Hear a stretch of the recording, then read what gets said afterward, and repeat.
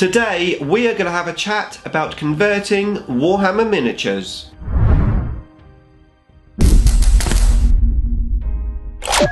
Nick speaking, and welcome to this video. Right, today we are going to have another Wonders Off discussion, and I want to talk about converting miniatures.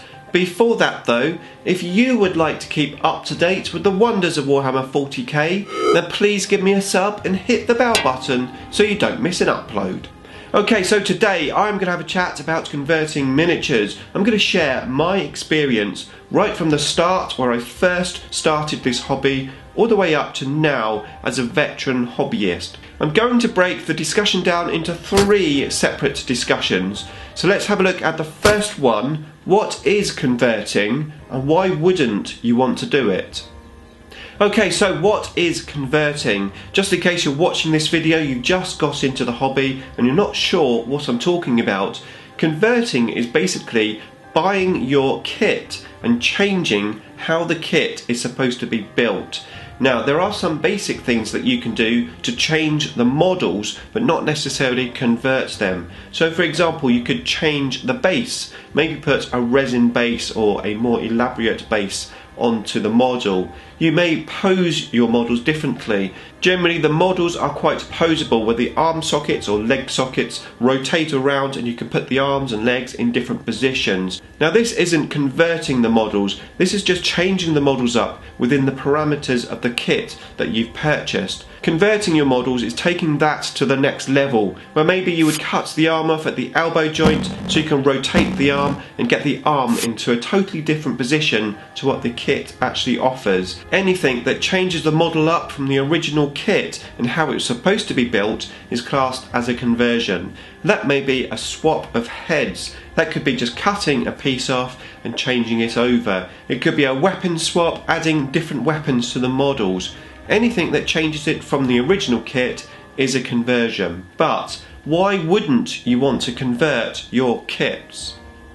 Okay, so I can speak from personal experience here. When I first started the hobby, I fell in love with Necrons. Necrons! I absolutely loved them.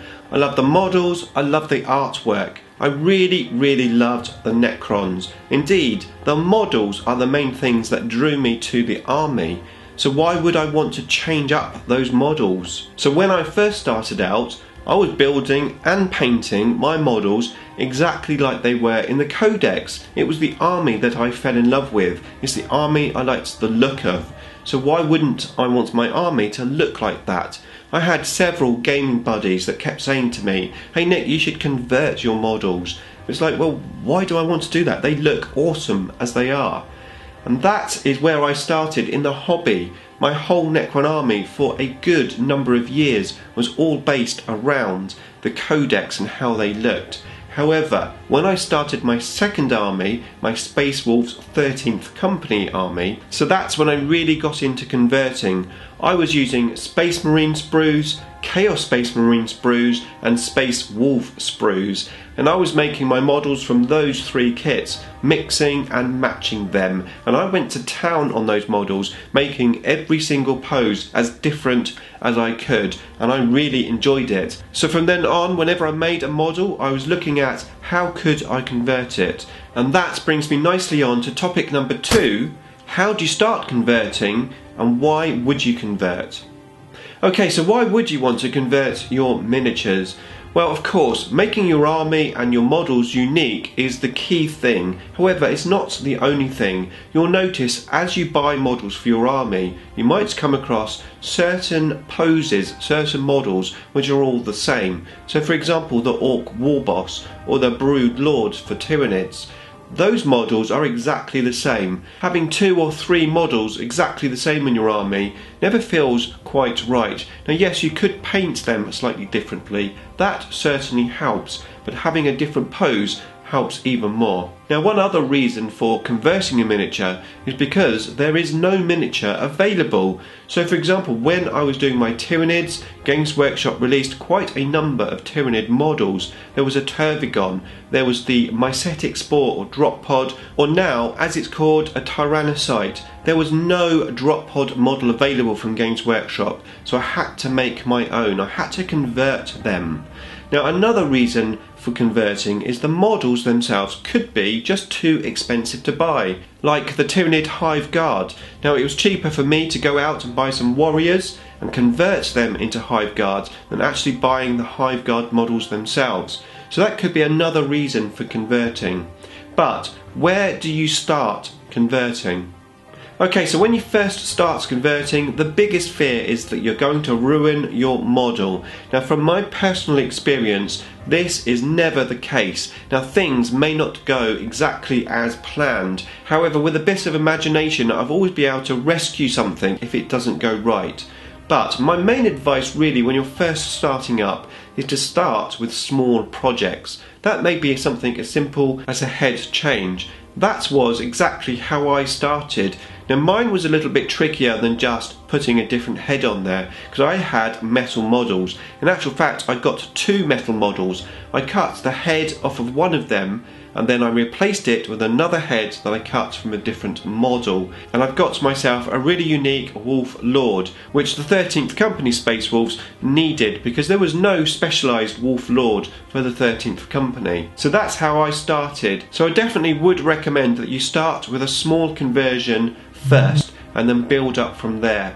Now, as you build your models, you'll find that the building of your models will help you in the future for converting. One really good thing to learn is how to pin your miniatures. Now, I've made a video on pinning miniatures. I'll link you up to that video there. But it's a really useful thing to learn, and it really helps with converting your miniatures, putting your miniatures in unusual poses. If you can pin those poses, it really helps make them secure. So my biggest advice when you're starting out is to start small, do small conversions, learn how to build the models with pinning, because that is very important when doing converting. Just take your time and go for it. It's very unlikely that you will ruin your model beyond repair, and the more conversions that you do, the better you'll get, so eventually you'll become an experienced converter. And that's what I want to talk about in point number 3, being a veteran converter.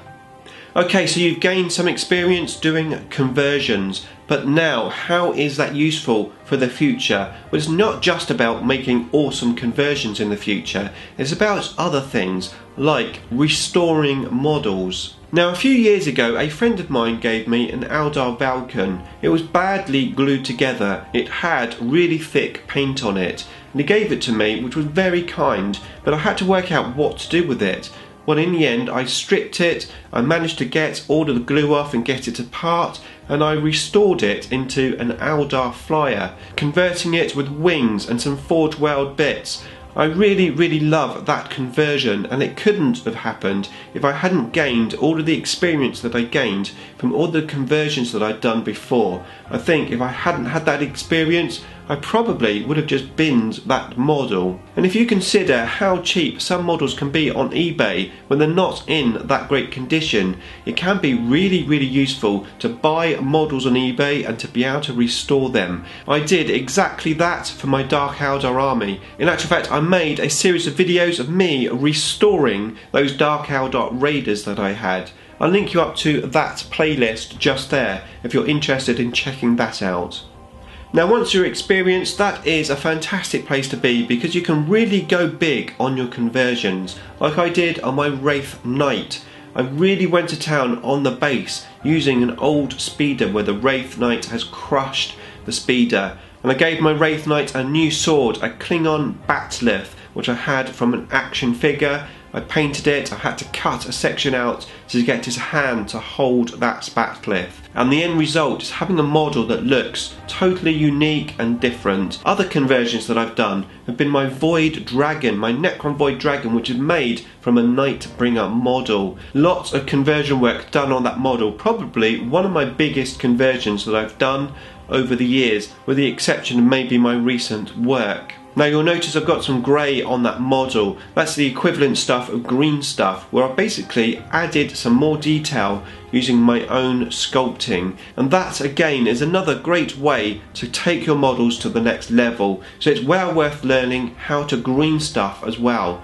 And once again, I have a video on how to green stuff just there. Check it out if you're interested. It's a great tool to have. Now the rewards for converting a model are absolutely fantastic. It feels like you have your own unique model that no one else has. And when you turn up at an event or you go to your local Games Workshop store, maybe to a painting competition, having a unique model really attracts attention. Everyone likes to find out how you did it. It's a great talking point. It breaks the ice when you're playing a stranger. Now my latest army is my Emperor's Children / Slaanesh army, and my plan is to make that army look as good as I can get it. I don't really care how it plays on the table, to be honest. That army for me is about the look of the army, and I've had a lot of fun building all of the Noise Marines, but more importantly, and the biggest conversion, has to be my Demon Princess. I think it's the biggest conversion I've done to date, taking the Demon Prince kit and converting it into something totally different. And indeed, I've taken it to the level where it's all magnetized, so I can have lots of different options with this model as well. I even have 2 heads, I've got 4 arms which are all interchangeable. I really went to town on the model, and I had a lot of fun converting that model. And honestly, if you haven't done it yet, I would highly recommend you try to do some conversions. Start small and build up as you gain experience. Now if you enjoyed this video, please consider subscribing. Just hit my icon at the end of the video so you can keep up to date with the wonders of Warhammer 40k. Beam me up!